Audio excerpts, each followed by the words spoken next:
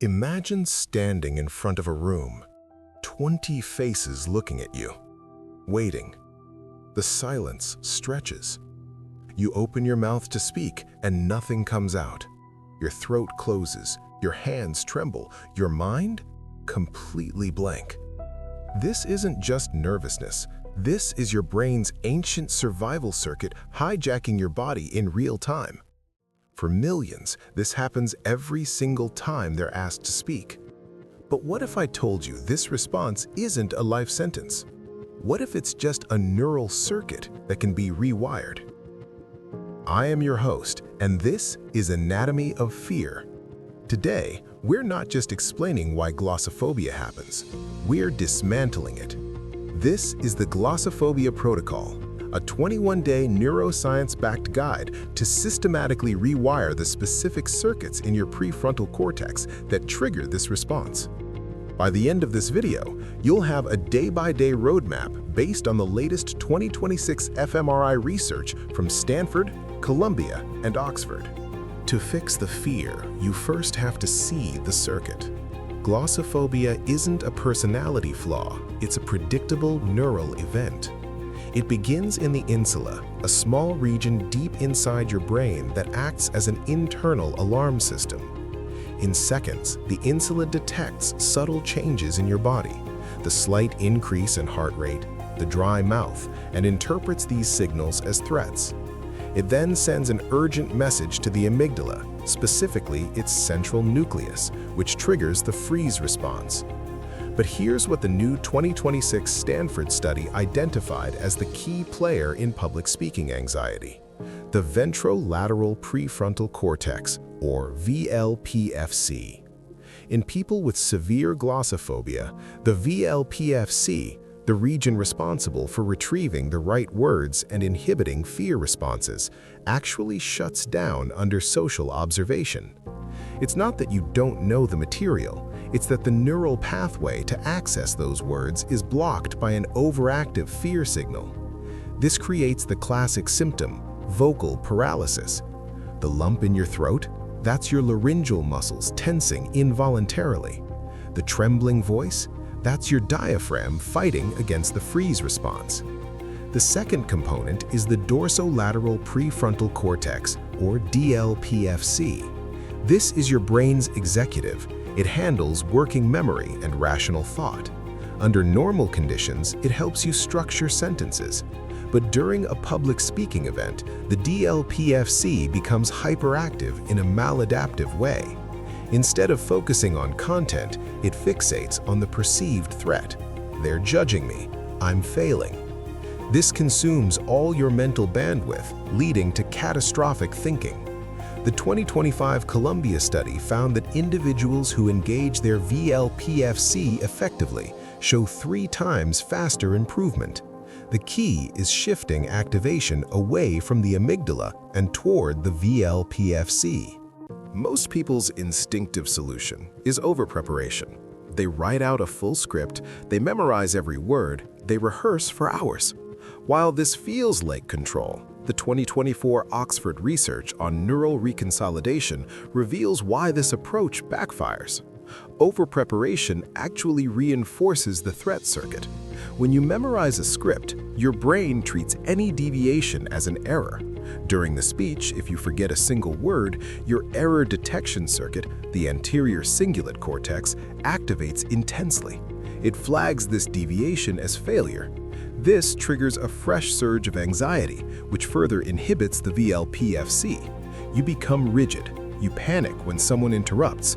You're not practicing speaking, you're practicing perfect recall under threat. The solution isn't more preparation, it's a different kind of preparation.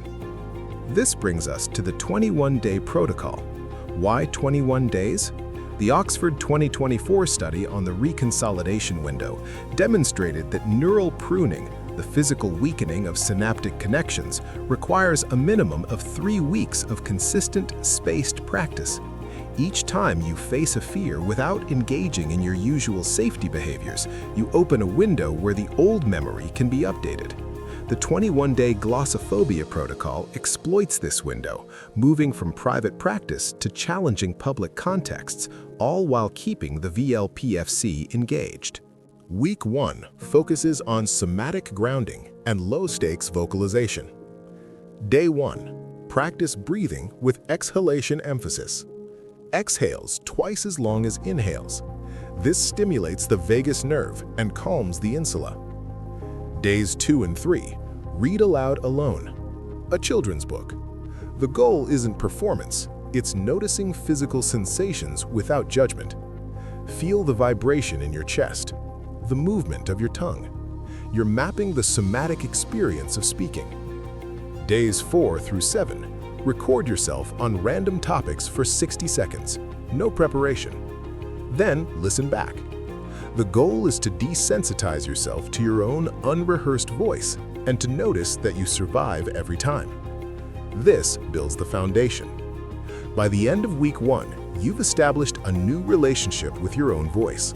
You've felt the fear in a controlled environment and discovered that speaking, even imperfectly, is survivable. This is the platform week 2 builds upon. Week 2 moves into structured exposure. Days 8 to 10, find one trusted person. Speak to them for 3 minutes on a topic you know well. Before starting, practice interoceptive acceptance. Close your eyes. Notice your racing heart and say, "This is just my insula doing its job. It's not danger, it's sensation." This cognitive reappraisal activates the VLPFC. Day 11, introduce a distraction. While speaking, your friend subtly shifts posture or looks away. Your job is to notice the fear spike and continue speaking. This breaks the pattern where distraction equals catastrophe. Days 12 to 14. Speak to 2 or 3 trusted people. Deliberately pause in the middle of a sentence for 3 full seconds. Notice the audience waits. This teaches your DLPFC that silence is not failure. By the end of week 2, you felt the fear and spoken through it multiple times. The amygdala begins to quiet because it's learning that speaking doesn't lead to catastrophe. Week 3 is where transformation happens. This is integration, moving from controlled practice to spontaneous real-world application. The 2026 Stanford protocol showed the most dramatic neural changes here. The VLPFC starts activating automatically when you feel anxiety, rather than shutting down. Days 15 to 17, practice imperfect speaking. Find a low-stakes public setting, a meetup or workshop. Give a short talk. Intentionally include one mistake, a mispronounced word, a tangent. Watch the audience, not react. This is exposure to the reality that perfection isn't required. Days 18 to 20. Surf the somatic wave. Give a slightly longer talk. Notice how anxiety rises, peaks, and then naturally falls. This teaches the insula these sensations are temporary. Day 21. Volunteer to speak spontaneously. Raise your hand. Propose a toast. Answer an unprepared question. Do it without safety behaviors. Trust your VLPFC will find the words. Let's detail key days. Day 4. Record on a truly random topic. Open a book to any page. Speak about the first sentence. The discomfort is the target. You're teaching your brain to generate language under pressure. Day 8. Choose someone who knows you struggle. Tell them, "I might shake or lose my train of thought. Don't rescue me." Their non-rescue forces you to sit in discomfort and find your own way out. Day 12. Time that 3-second pause. It feels like eternity, but watch your listener. They're still there. They might lean in. That pause is confidence, not failure. Day 15. Pick something that matters. Don't practice on trivial topics. Speak about what you care about and let yourself be imperfect while caring. That's where deep learning happens. Why does this 21-day structure work at a neural level? The 2024 Oxford study provides the answer. Each time you recall a fear memory, like past public speaking failures, that memory becomes temporarily unstable. For about 5 to 6 hours, it can be modified before restorage. During this window, a new experience that contradicts the old memory can update it. The old prediction, public speaking leads to catastrophe, is replaced with a new one. Public speaking leads to discomfort, but I survive. The protocol creates multiple reconsolidation opportunities. Each day's practice triggers the fear memory and immediately provides a contradictory experience. Over time, synaptic connections supporting the old fear weaken. Connections supporting the new prediction strengthen. This isn't positive thinking. This is structural neuroplasticity. You'll encounter barriers. The most common is avoidance. Day 8, you might cancel. Your brain generates excellent reasons. This avoidance is the greatest threat. Every time you avoid, you strengthen the fear circuit. The Columbia 2025 study found those who improved 3 times faster weren't less fearful. They completed practices consistently despite fear. Second barrier, cognitive fusion, believing your thoughts. When you think, "I'm going to fail," your brain treats it as fact. The antidote is cognitive diffusion. I'm having the thought that I'm going to fail. This linguistic shift engages the VLPFC and creates distance. Third barrier, perfectionism creeping back. Around day 15, you might secretly try to do it perfectly. If noticed, deliberately add another imperfection. Say the wrong name, stumble on purpose, break the spell. What results can you expect? The Stanford 2026 study with 147 participants showed after 21 days, 67% reported clinically significant symptom reduction. More importantly, fMRI scans showed measurable changes. The VLPFC showed increased activation during speech anticipation. The amygdala showed decreased reactivity. Functional connectivity between VLPFC and amygdala strengthened, meaning the prefrontal cortex could now regulate fear more effectively. These aren't subjective improvements, they're visible changes in brain structure. You're literally rewiring your prefrontal cortex. Participants who maintained practices for an additional month showed greater gains. By day 60, most reported public speaking no longer triggered a fear response. It became just another thing I do. This is the promise, not absence of nerves, but absence of fear-based paralysis. You might still feel a flutter in the insula before a big talk. That's normal. But it no longer escalates into a cascade. It doesn't hijack your VLPFC.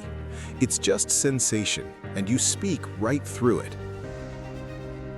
In our next episode, we'll travel back 200,000 years to understand why your brain treats social judgment as a life or death threat. We'll explore the evolutionary origins of social anxiety and why prehistoric tribal belonging still runs your neural circuits today. But for now, you have everything you need. The 21-day Glossophobia protocol is a roadmap.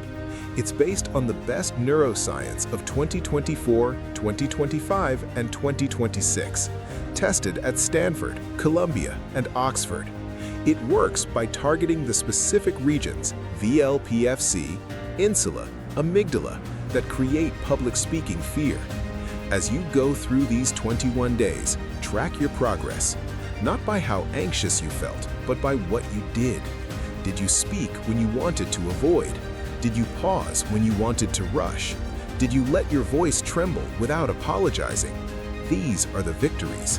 These are the moments when your VLPFC is learning. The reason this protocol works is because it respects how the brain actually changes. Neuroplasticity isn't magic. It's a biological process that requires specific conditions: prediction error, focused attention, and repetition over time. Each day of this protocol creates those conditions. When you practice exhalation emphasis on day 1, you're not just breathing. You're sending a safety signal that begins to recalibrate your insula's threshold for alarm. When you record yourself on random topics on day 4, you're creating prediction errors. Your brain predicted catastrophe, but instead you survived. That mismatch is the fuel for change. When you pause for 3 seconds on day 12, you're teaching your DLPFC that silence isn't failure, it's presence. These aren't arbitrary exercises. They're precisely timed interventions designed to exploit windows of neuroplasticity. By day 21, you haven't just practiced a skill, you've literally altered the connectivity between your prefrontal cortex and your amygdala. You've built a new neural pathway where one didn't exist before. That pathway is now available to you for the rest of your life. Every time you choose to speak instead of avoid, you strengthen it. This is how fear is dismantled, not by eliminating it, but by building something stronger alongside it. Understanding the anatomy of your fear is the first step toward freedom. Your brain can learn new patterns, and science shows us exactly how. I am your host, and this has been Anatomy of Fear. We'll see you in the next episode.